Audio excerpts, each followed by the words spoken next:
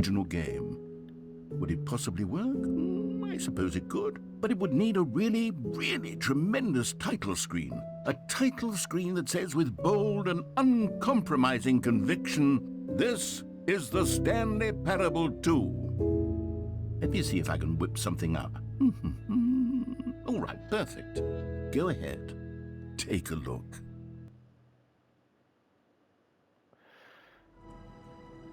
Whoa.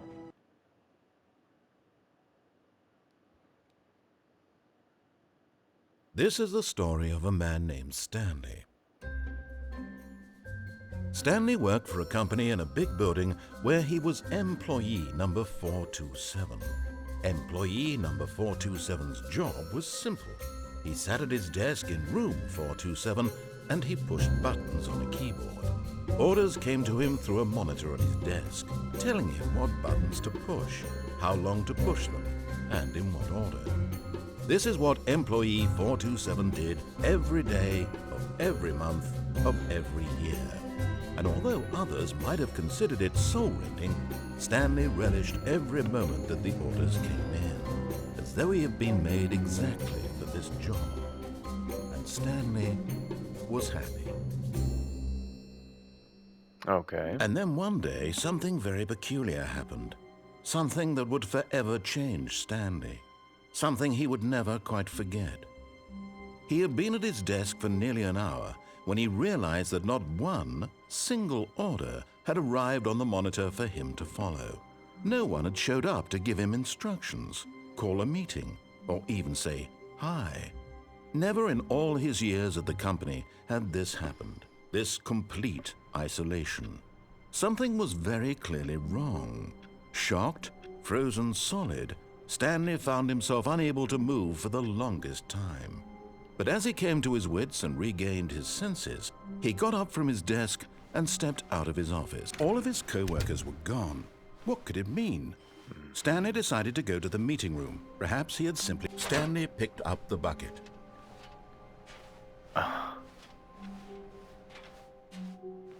Guess we'll keep the bucket with us.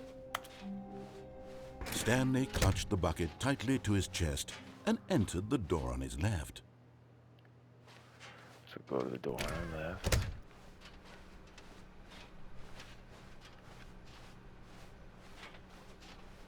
Still no one was here.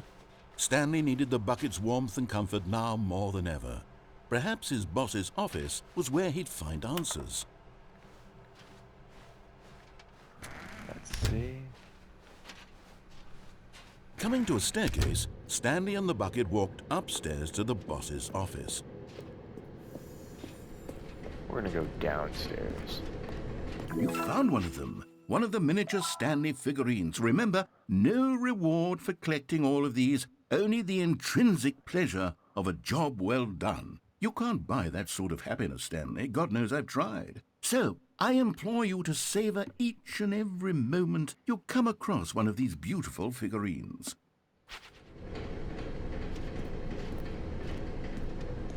But Stanley just couldn't do it. He considered the possibility of facing his boss, admitting he had left his post during work hours. He might be fired for that. And in such a competitive economy, why had he taken that risk? All because he believed everyone had vanished? His boss would think he was crazy. And then something occurred to Stanley. Maybe, he thought to himself, maybe I am crazy. He looked down at the bucket in his arms. Am I crazy? He asked the bucket. The bucket returned his gaze, but said nothing at all. That's strange, Stanley thought. Usually the bucket is a source of guidance and wisdom for me in difficult times such as these. He held the bucket close, yet felt none of its familiar reassurance and comfort. And that's when Stanley realized, this isn't my bucket. It's just a normal, everyday bucket. Someone else's bucket, perhaps. How did I end up with someone else's bucket? This is all terribly wrong. Surely no good would come from this. Who knows what sorts of bizarre hallucinations Stanley might experience without the psychologically grounding presence of his bucket. And indeed, now he noticed that the rooms were repeating, which was, of course, very odd. And now he felt himself floating off the ground. Oh, gracious, he exclaimed. Without my bucket, I've gone truly mad. Where is it? I must find it. Far off in the distance now, he heard it, calling to him. Stanley! Stanley, it's me! The bucket! Could it truly be? He rushed forward from room to room, passing by one bucket after the next. None of them were his. None of them were his special bucket. Come to me, Stanley! Find me! He had to find the bucket. He had to return to his old friend. It was the only way to truly restore his sanity. And then suddenly, he froze dead in his tracks. He knew where the voice of the bucket had been coming from. The real bucket was inside of him all along. It was incredibly painful. Stanley doubled over in agony and blacked out. That's weird. This is the story of a woman named Mariella. Mariella woke up on a day like any other. She arose, got dressed, picked up her bucket of comfort and security, and walked to her place of work. But on this particular day, her walk was interrupted by the body of a man who had stumbled through town, talking and screaming to himself, and then collapsed dead on the sidewalk. Right away, she knew what the problem was. This man had no bucket. Of course he'd gone mad, ranting and raving about a narrator describing all of his actions and how everything is predetermined and free will is an illusion and it's all just a video game. It could all have been prevented if only he'd taken his bucket with him. Perhaps he didn't even realize he'd forgotten his bucket at home in the first place. How cruel the world can be, Mariella thought, and she hugged her own bucket even tighter. But of course, she had no time for this. There were a myriad of confusing problems she would soon have to confront at work, for which her bucket would provide absolute guidance and total clarity on everything. Heck yes, she thought to herself, my life kicks ass. And she backflipped all the way to work. Really? Backflip all the way to work.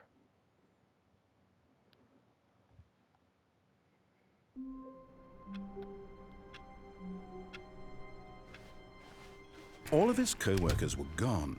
What could it mean? Stanley decided to go to the meeting room. Perhaps he had simply missed a memo.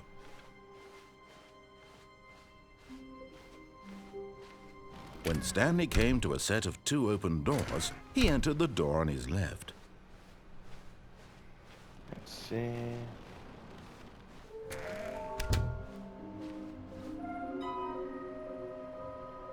Really? Trust the completionist instinct. Appeared across the office. Oh, wow.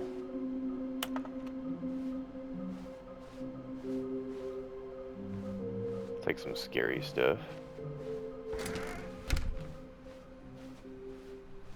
Coming to a staircase, Stanley walked upstairs to his boss's office.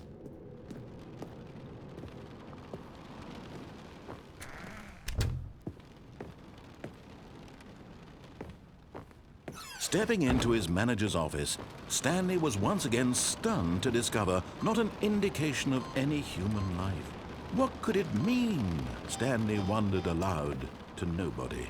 He began wildly tearing through papers on the boss's desk, pulling books off the shelf, looking behind paintings, desperate for clues to his situation. But his attention was caught by a keypad behind the boss's desk. What could its purpose be? In fact, this keypad guarded the terrible secret that lay buried below his feet. And so the boss had assigned it an extra secret PIN number, 2845. But of course, Stanley couldn't possibly have known this. Yet incredibly, by simply pushing random buttons on the keypad, Stanley happened to input the correct code by sheer luck. Amazing. He stepped into the newly opened passageway.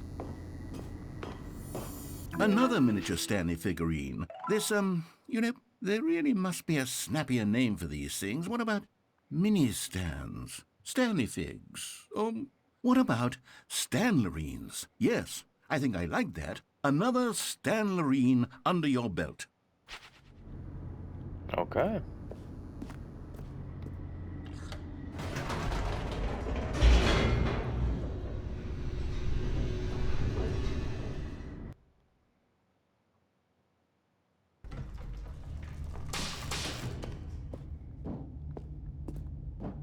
Stanley walked straight ahead through the large door that read Mind Control Facility.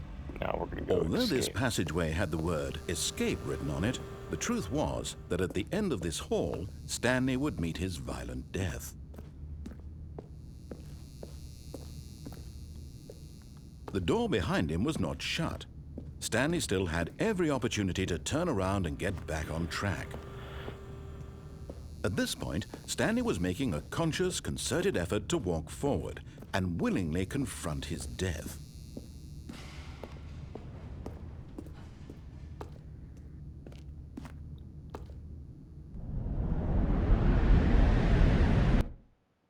Goodbye.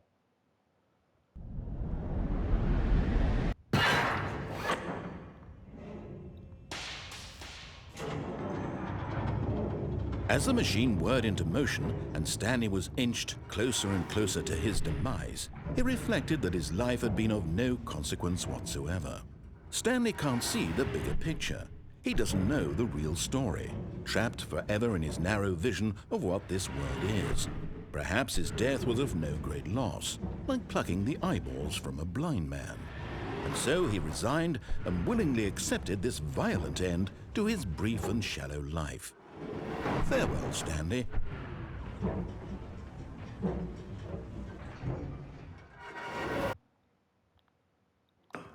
"Farewell, Stanley," cried the narrator, as Stanley was led helplessly into the enormous metal jaws. In a single visceral instant, Stanley was obliterated as the machine crushed every bone in his body, killing him instantly.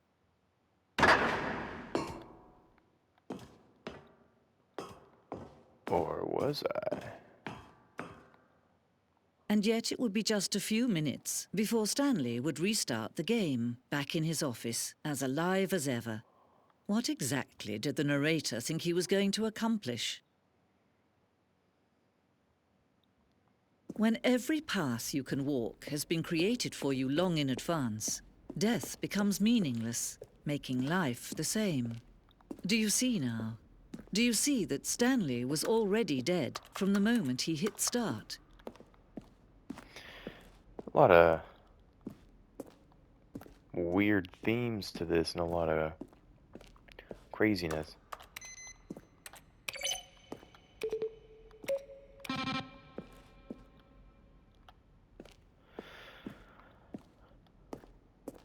Let's see.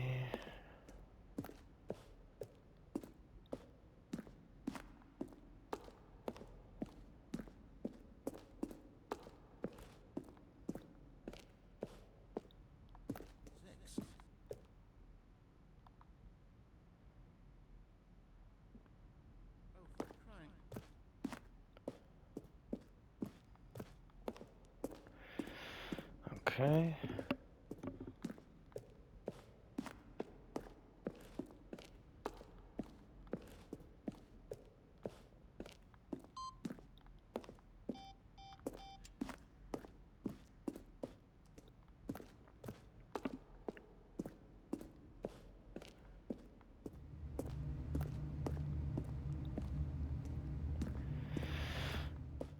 Just trying to see if there's a bobblehead around here.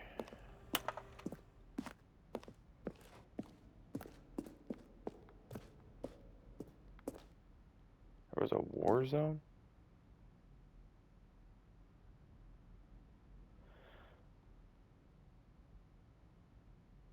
Oh, so there's gonna be a bunch of aliens, huh? In this game?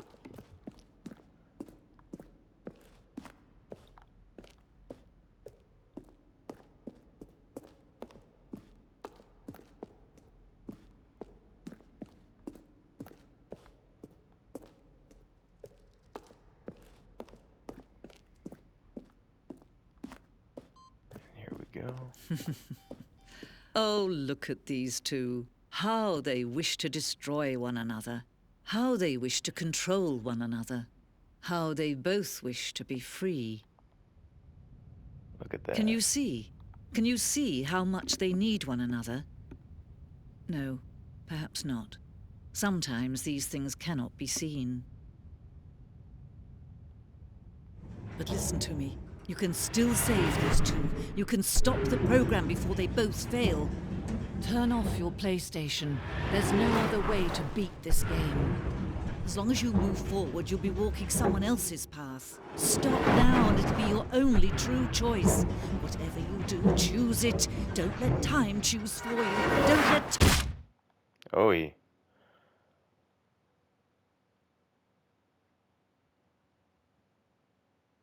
Well,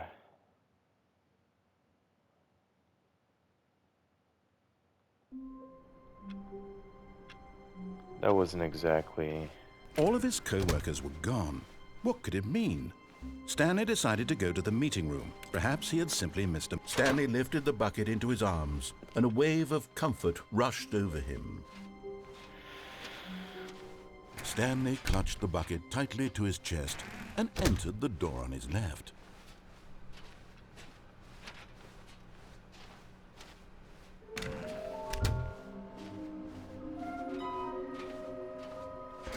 Yeah, let me find him. Coming to a staircase, Stanley and the bucket walked upstairs to the boss's office.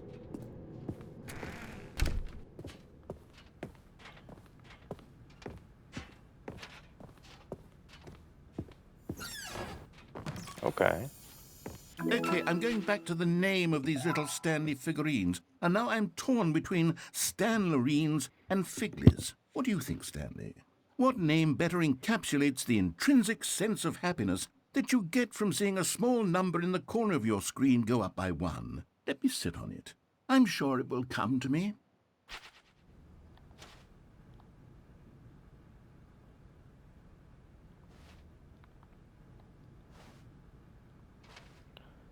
Extreme bathrooms.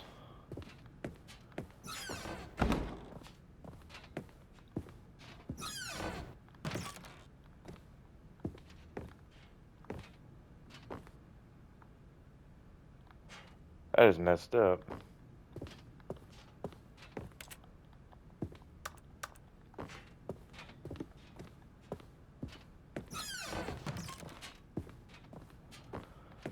Stepping into his manager's office, Stanley was once again stunned to discover not an indication of any human life.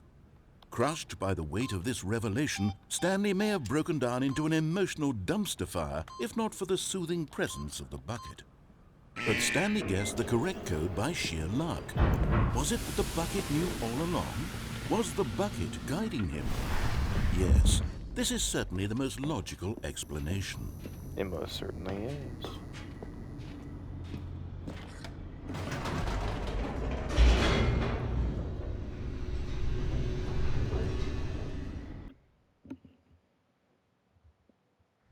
The elevator raced downward, plummeting towards an unknown fate. It would be all Stanley could do to keep himself together, if not for the bucket. Soothing him, comforting him, reassuring that in this darkest moment of uncertainty, he would be all right. The bucket is here for you, Stanley. Everything will be fine. Stanley and the bucket walked straight ahead through the large door that read, Mind Control Facility. Let's do this. The lights rose on an enormous room packed with television screens. What horrible secret did this place hold? Stanley and the bucket both wondered to themselves.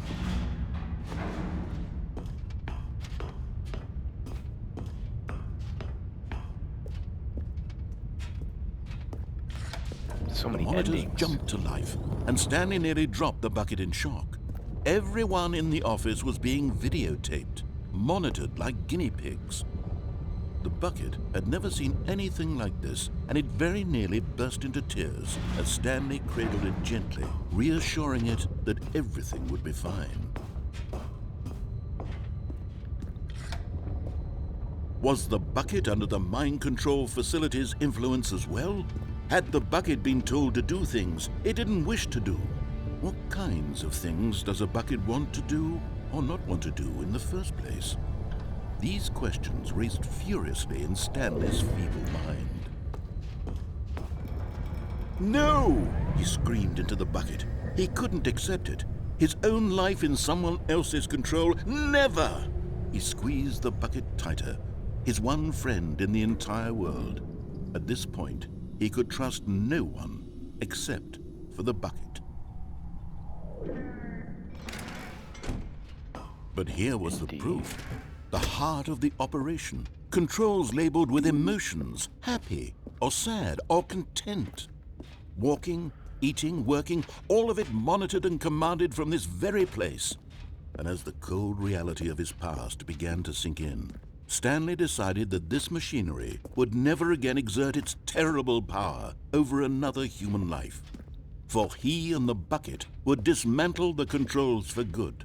Two best friends, Stanley and the bucket, up against the world. They high-fived in a really cool way, and the bucket made a sassy comment about taking down the system.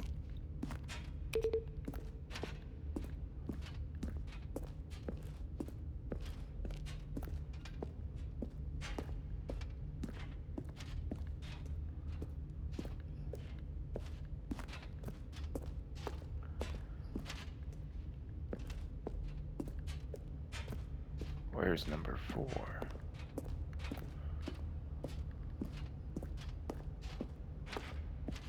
That's 3.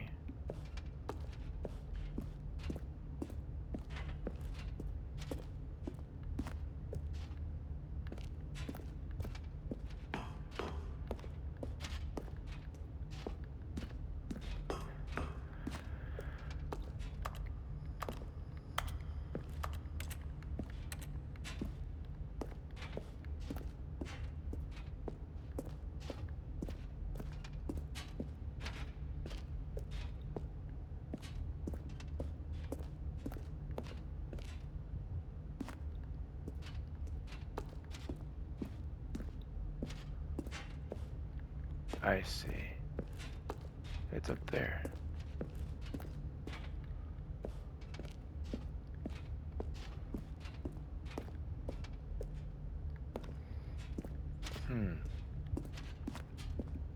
How unfortunate.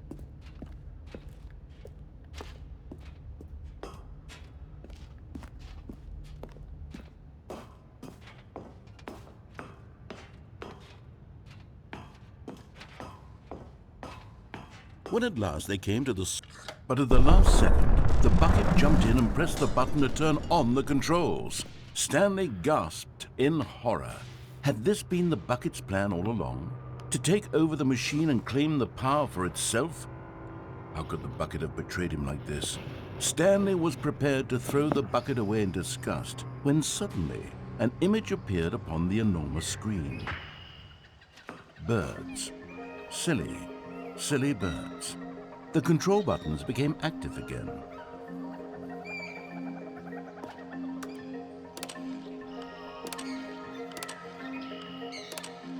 Stanley flipped through one video of silly birds after another, and then it dawned on him. This wasn't a mind control facility at all. It was a facility for monitoring and surveilling silly birds all over the world. The mind controls were only a facade to disguise its true intentions. Had the bucket known this all along? Stanley marveled at the metal genius in his hands, the one who had pointed him towards this incredible discovery. Stanley and the bucket never found freedom because they spent the rest of their lives here in this place, flipping through live streams of the silliest birds imaginable. Of all the possible paths his life could have taken, this one was surely the best. And Stanley was happy.